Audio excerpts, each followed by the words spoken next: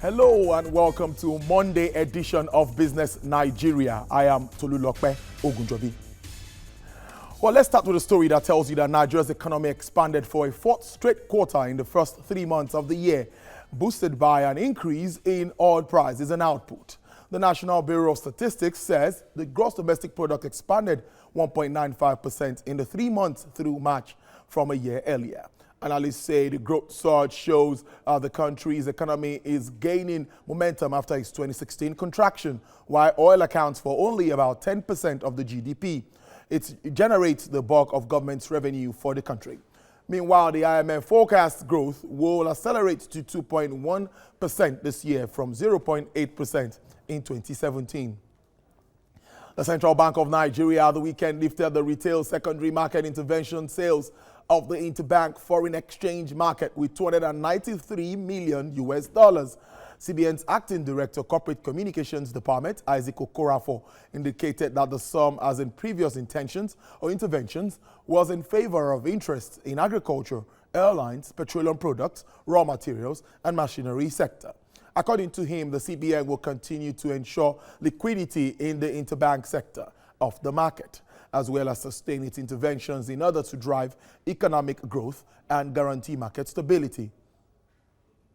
The CBN's Monetary Policy Committee is expected to hold its two-day meeting today and tomorrow. That's May 21st and 22nd. Economist Abiodun Adedipe shared his thoughts ahead of the scheduled meeting.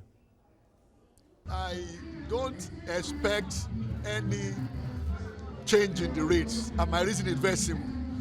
Now, the most sensitive price to the MPC is inflation rate, what we call the movements in the general price level. So where that has been going in the right direction, and the direction is for it to go down. And don't also forget that this year's federal government budget has a projection of about 12.45 thereabout inflation rate for the year, which means the trajectory is moving more in the direction of what the government expects.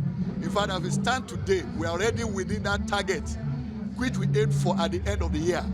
So in which case, inflation will not be a worry for the Monetary Policy Committee right now. But the major challenge, which is what is happening globally now, is the management of the exchange value of the naira. Adedipe also said the government should pay more attention on building investors' confidence. Yes, it's good news. We have been growing our external reserves, which is good for us. But what it also means is that managing the economy, and in fact the value of the currency, is now going beyond what we knew traditionally in economic theory. So it then means that more attention should be paid to investor confidence, because that is what now drives the exchange rate in the sense of movements of investable funds. So, and I believe that the MPC will begin to pay more attention to investor confidence. The Association of Bureau de Change Operators of Nigeria, APCON, has called on the Central Bank of Nigeria to review the exchange rate band at which BDCs buy dollars to align with commercial banks' buying rates. President of the association, Aminu Gwadabe, says operators still buy dollars from international money transfer operators as directed by the CBN at 360 naira per dollar and sell at 361 that's 50 kobo, whereas commercial banks buy at 357 naira per dollar and sell at 360 naira. Gwadabe says leaving the rates as they are presently does not allow healthy competition between both segments of the market. According to him, the rising naira liquidity, high demand for dollars in the travel and international school fee season, as well as rising Forex demand at the retail end of the market remains big concerns for exchange rate stability. Well, not to talk, to put this in perspective, I have the president of the Association of the Bureau de Change Operators, the president of Aminu Gwadabe, is in the studio live to discuss this. Thank you very much, Alhaji, for joining us. Thank you. Well, let's start this way. The issue of multiplicity of exchange rates. Tell us, where do we stand at the moment? I think we still have concern by different sectors of the economy. For instance, Prof. Adebite just say of investors' confidence. Yes. You see, that multiplicity is a major concern as regard to investors' confidence. At the last meeting of the Nigerian capital, where these investors gather themselves, the major issue being discussed is multiplicity of exchange rate. once you have variety of exchange rate in the system, it there call for lack of transparency. And you know, we want the foreign investors to come. These are people that are looking for price discovery and transparency in the market. So it's a concern also to us as BDC operators, as we have highlighted in the divide between our buying rate and that of banks, also with the selling rate. So these are concerns that is really happening in the economy. Okay, like so because we have now the buying rate, now the rates at which let's look at the parallel market and the bank selling rate now as it stands. That's talking about the naira and dollar thing. There's been lots of challenges, but there's still this kind of stability we've experienced for some time. Alhaji, what is responsible for this stability? There are a lot of factors. One, you see, at least Nigeria is the highest in Africa in terms of foreign reserve, after South Africa, after Kenya, after Ghana. So that is a factor. Their fiscal buffers is the oxygen of the economy, and it's huge. We are talking about $47.8 billion. It's double the size it was like 2 years ago. So that's a very big factor for our stability. Two, the investors' confidence. I've been sure during the last election, a lot of investors have existed with about $100 billion with political anxiety. But now we see them coming back with an average of $5 billion monthly into our economy. So that is huge. That is also a big factor to the Central Bank of Nigeria. And also other windows. Like the IMTO's window for the Bureau de Change operators of Nigeria, the SME window is there, the IRE window. So these are several mix that really give the kind of stability we're witnessing. Okay, let's take this break now, and we'll be back to continue this discussion with regards to foreign exchange rates and issues surrounding our Nigerian economy. Stay with us on Business Nigeria.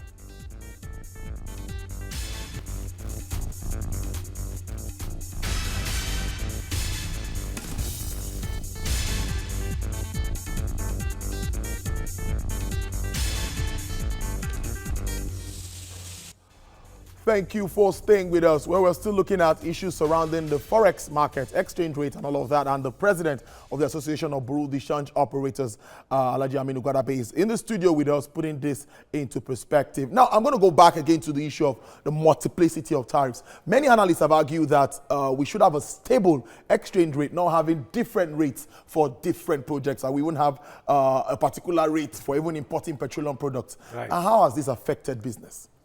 Really, in terms of transparency and price discovery is a major concern, and also investors' confidence, because you cannot continue to have multiplicity of exchange rate, and we expect there will be confidence in that system. For instance, the investors are raising concern that why is it that some are buying lower, some are buying higher. Also, the BDC operators are sharing the same concern in terms of our buying and selling rate with that of banks. We buy the same proceed of the international money transfer operators at 360, while the banks buy at 357, and they are pegged to sell it at 360. And then we are to sell it at 362. So imagine, I don't think you traveling with a rate at 362, you want to come to my window and buy at 362, except if you want me to do magic or to circumvent some certain rules that will make me to come into your own office and do the transaction. Also, clarification should be made here. The 305 rate to a dollar that people are always quoting about is not a transaction rate. I'm not holding brief for the Central Bank of Nigeria, but I don't think there is any other person that is assessing dollar at 305 to a dollar in Nigeria. It's only for payment of debt obligation by the government and some government transactions. Okay. Okay, so that clarification really needs to be made. Now let's look at this currency swap deal we just had with China. That is what everybody is talking about now, and the positives. What impacts do you think this will likely have on the Nigerian economy? You see, honestly, I congratulate Nigeria and Nigerians in general. Even from your analysis, our GDP has been growing. Even the IMF have predicted a 2.2% growth. Yes. So that is a good news, and I congratulate Nigerians. Yuan deal is another good news. But in simple terms, it only means an exchange. It's like trade by barter. In 1985, it has been practiced between Brazil, Australia, and Italy. In 2011, the President Emir Megrima Sarkin Kanu, when he was the governor of Central Bank of Nigeria, also diversified our foreign exchange position into yuan. So we are also seeing the same thing here. In simple terms, is that Nigeria can now use Naira to buy yuan and import from China directly instead of going through that currency. And what is the impact?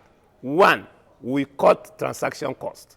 Because ab initio, you have to go through dollar, from dollar to yuan. All these transfers entail charges. So those charges will not be there. Two, most of the Chinese investors don't want to even do their invoices in yuan because they prefer dollars so that they will make more money as the time Nigerians are paying them into dollar instead of yuan.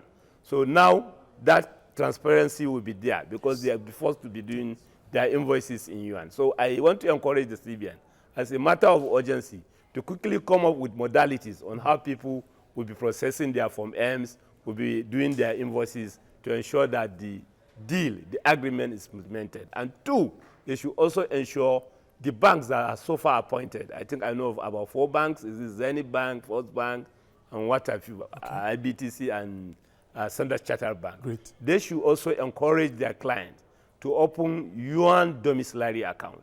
This is another way to deepen the agreement and also the transactions.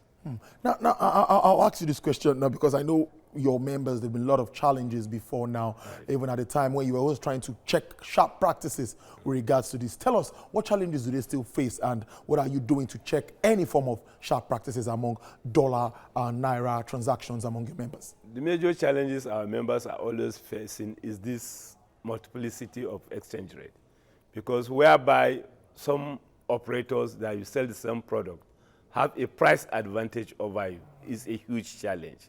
That is one. Two, yes, we are not complaining because we are also in support.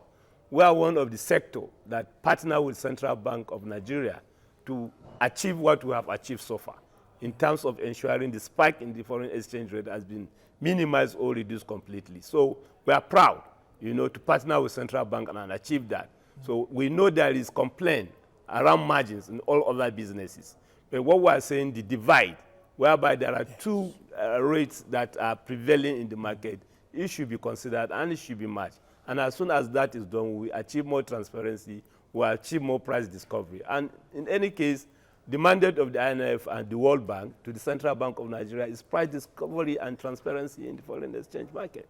Indeed. Now let me take you to a very topical issue, which I know you would like to also comment on, is the budget. Now, finally, the Senate and it's been moved where we expect presidential assent maybe after going through it. Now, looking at the budget and the process of getting to where we are, what is your take? What are your expectations? The delay and what we should expect moving forward?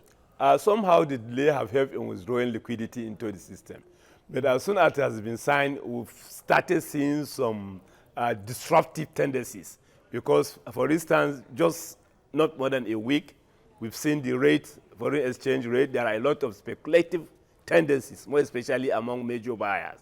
The political anxiety also is also a fueling, some of these fundamental parameters to at least be scaring. So the budget is good that they have signed it. We will now have more liquidity, but it will be another albatross to the Central Bank of Nigeria because there is political spending.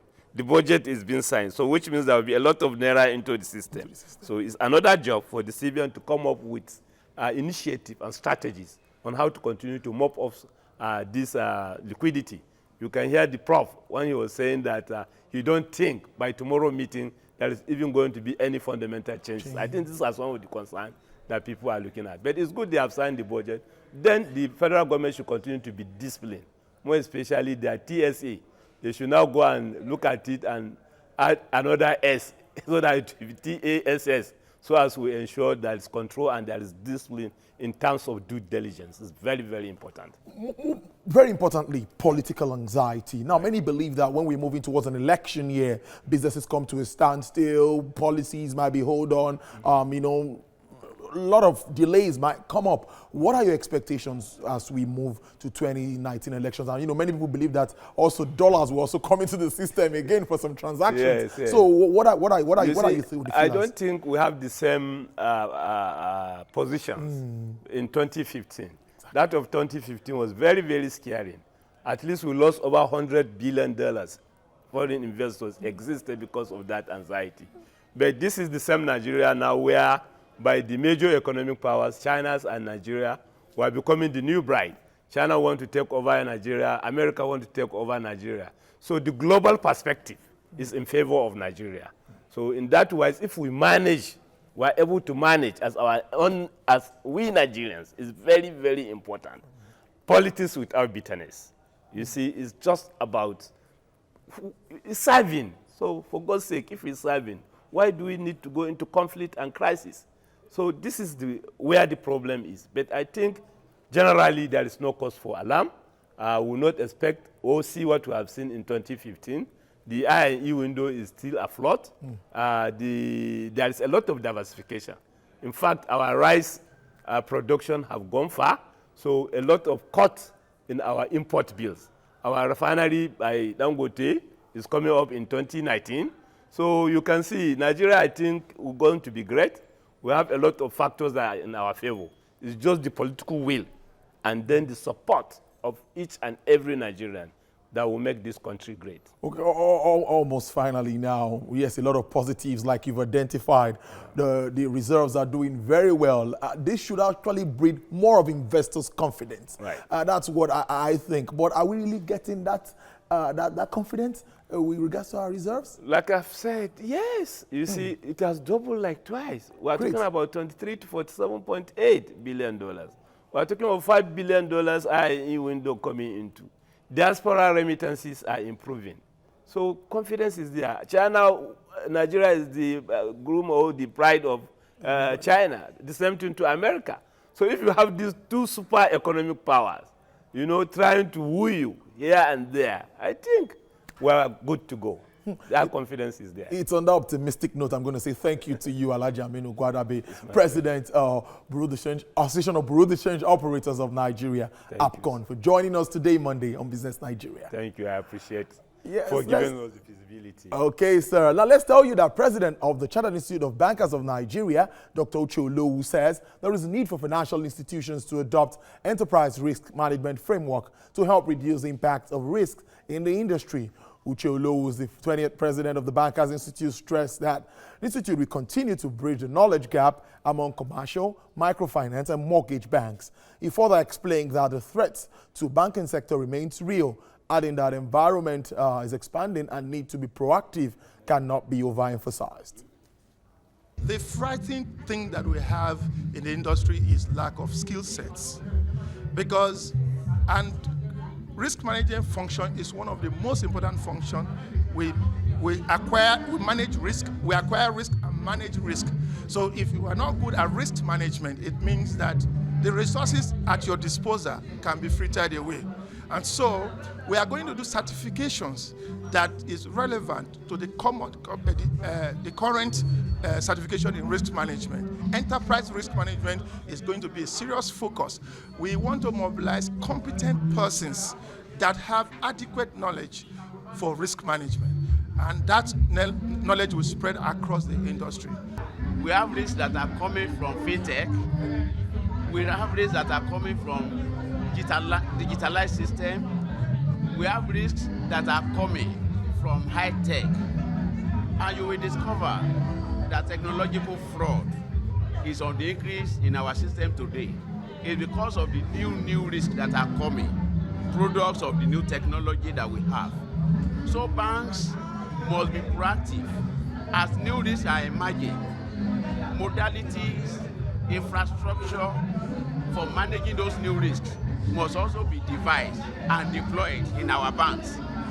Like I said, when you fail to do this, risk will just crystallize and it will involve such a bank or financial institution in a lot of losses.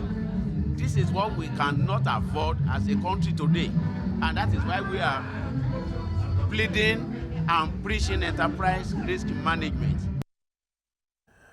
The Central Bank of Nigeria says 41 Chinese items banned under its 2015 circular on goods not valid for foreign exchange would not be covered under the Nigerian-China currency swap deal. Central Bank says this will ensure that the currency deal does not stifle local companies and make Nigeria a dumping ground for Chinese goods. according to CBN's Acting Director Corporate Communications, Isaac Okorafor. The 720 billion naira deal will open further the export market to China.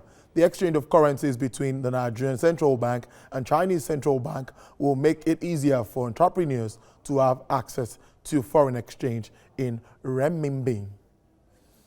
Director General of Small and Medium Enterprises Development Agency of Nigeria, SMEDAN, says 37 million MSMEs in Nigeria are contributed about 47.8% to the country's GDP. According to DICO Radar, the micro, small and medium enterprise contribution to export is about 7.2%, despite the challenges they encounter.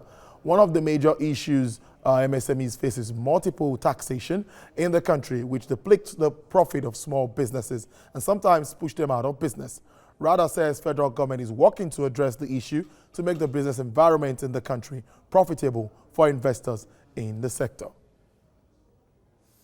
Before we go, let's tell you that crude oil prices have continued to rise in the global market, forcing dealers to pay higher pegs for energy commodities. At the London market, the Brent crude trades at $78 per barrel.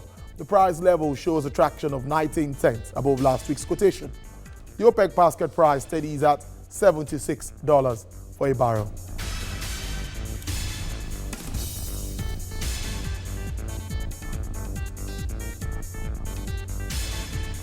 Well, and that's our show for you today. Thank you very much for watching. On behalf of the entire production crew, my name is Tolu Lokpe Ogunjobi. Join us again tomorrow, God willing, for a fresh edition. Bye for now.